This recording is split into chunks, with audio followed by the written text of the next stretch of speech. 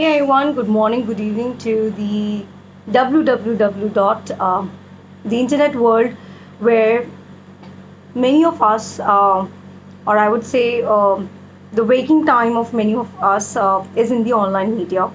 So two things I wish to discuss is think growth and the other aspect is circular economy. I think these two thought processes have to be understood in terms of intellectual property rights also, and if when not if in terms of the kind of patent applications which are being registered in India. If somebody is looking into the journals of Indian Patent Office, they will understand and appreciate loads and loads of technologies have been granted patent applications to different companies, not only the domestic companies but the international companies also.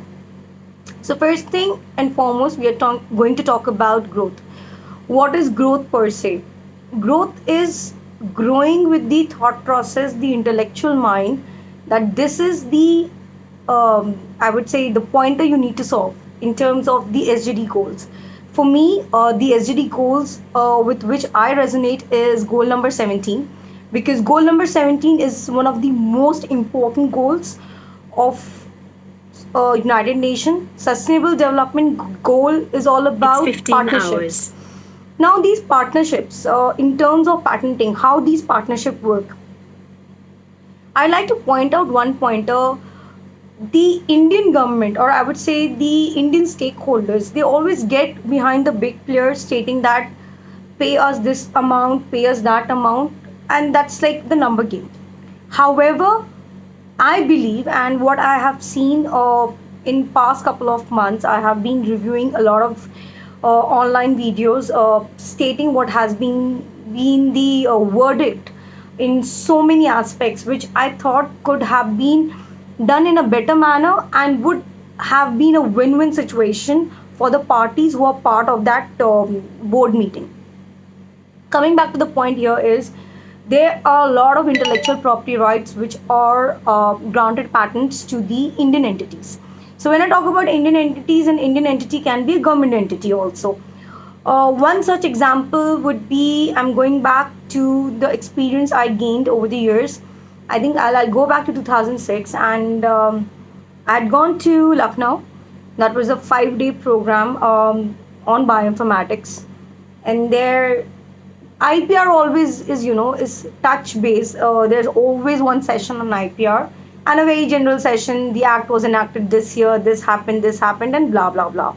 However, once people like us who start breathing intellectual property rights, it's a very fascinating and a very I would say a deep dive machine learning with your own self. There are some people say there are 100 billion neurons to work with. Some say that there are 200 billion neurons to work with. My only submission is how to activate those neurons to understand the awesomeness of these technologies which we are part of. Coming back to the point is, when I was in Lucknow, there was stated a fact that a plant was taken from Lucknow and that was crossbreeded in Australia. So this is a hearsay which one of the scientists had talked about way back in 2006.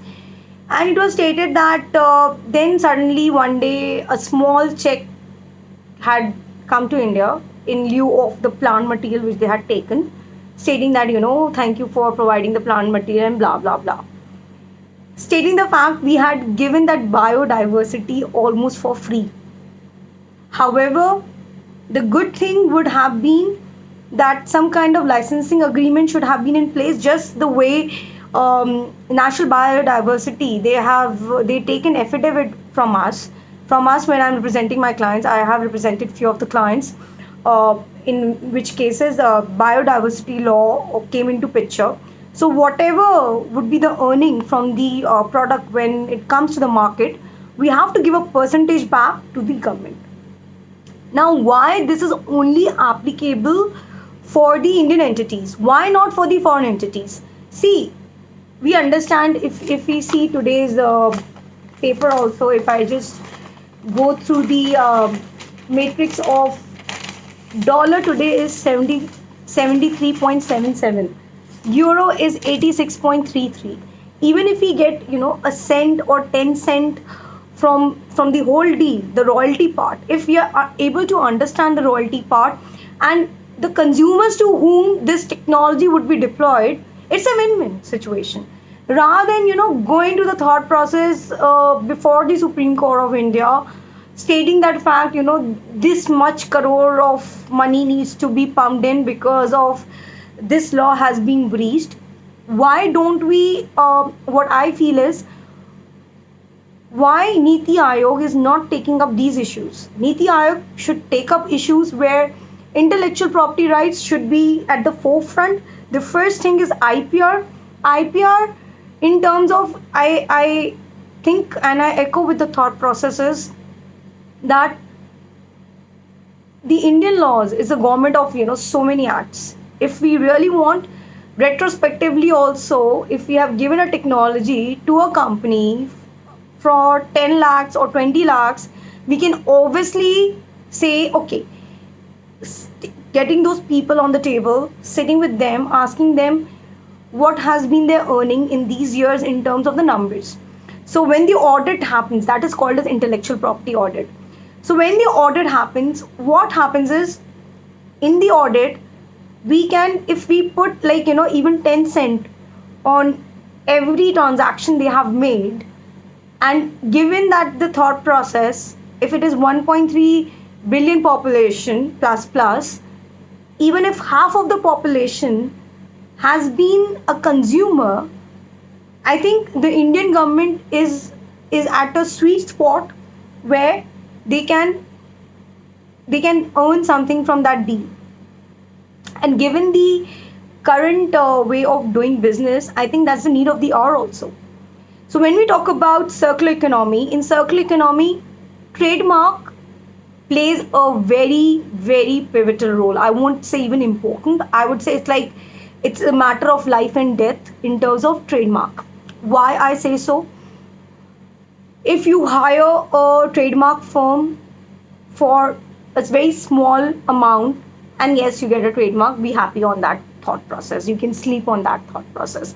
But once a foreign entities enter India with a similar kind of trade, however, the goods and classifications, the documentation and everything is in the order, who is going to benefit when the case goes before the court? The first thing a judge or any person of sane mind is going to see is what kind of documentation was filed at the first instance. The point I'm trying to make here is, when anybody is filed a trademark application, don't get into the process of proposed to be used. I always tell my clients, give me a date. Because that date is it's like a red letter day for your own venture. In the current scheme of things, so many trademark applications are being filed on a daily basis. And we are representing the best of the clients before the Indian Trademark Office and the international clients. I also do domestic work once in a while. But the domestic entities, they need to understand, if they're trying to see the big picture, it comes at a price. Service industry is not cheap.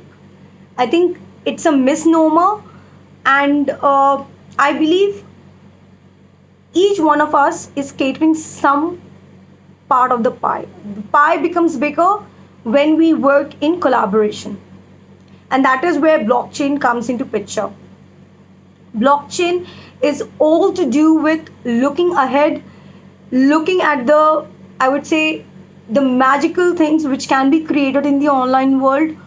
What was not part of offline, the user behavior, can be tweaked in the right way by putting the checklist which has been stated by ITU and the global authorities, so that it's a win-win for each one of us and nobody is left behind. Leave no one behind. Let's connect, and let's connect for a reason which makes humanity be, that makes humanity be more human.